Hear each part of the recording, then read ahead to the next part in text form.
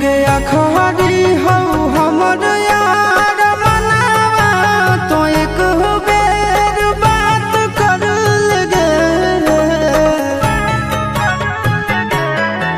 हो गया खरी हो हमर यार मनावा तो एक बेर बात कर लगे। हो गे सोना यारवा हो भरती पटनवा में आके मुलाकात कर लेगे। आगे सुना यारवा हो भरती पटनवा में आके मुलाकात कर लेगे। आगे चली जाइबौ छोड़ी के दुनिया विदाई अपने हाथ कर लेगे। आगे सुना यारवा हो भरती पटनवा में आके मुलाकात कर लेगे। आगे सुना यारवा हो भरती पटनवा में आके मुलाकात कर लेगे।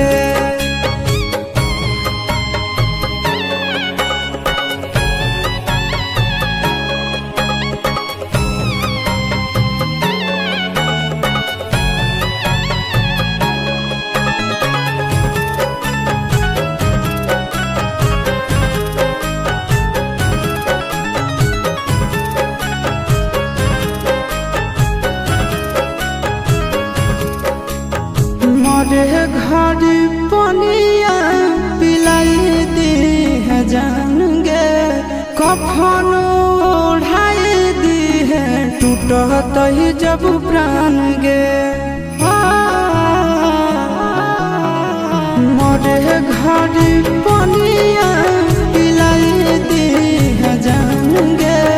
कफन ओढ़ाई दी है टूटत ही जब प्राण गे।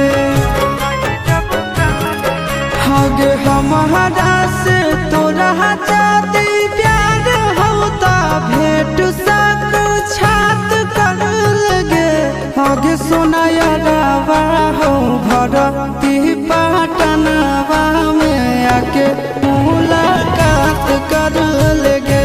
हगे सोना यारवा हो भरती पटनवा में आके मुलाकात कर लेगे।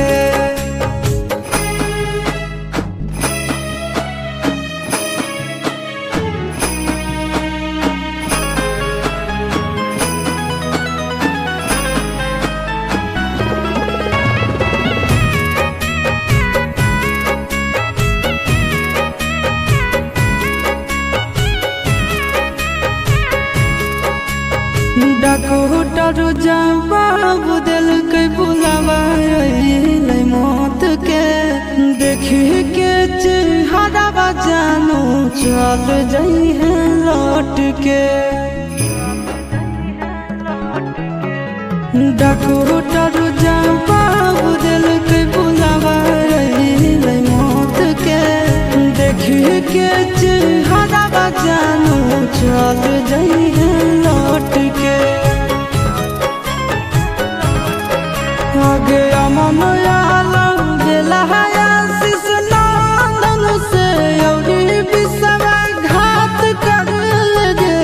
आगे सोना यारवा हो भरती पटनवा में आके मुलाकात कर लेगे।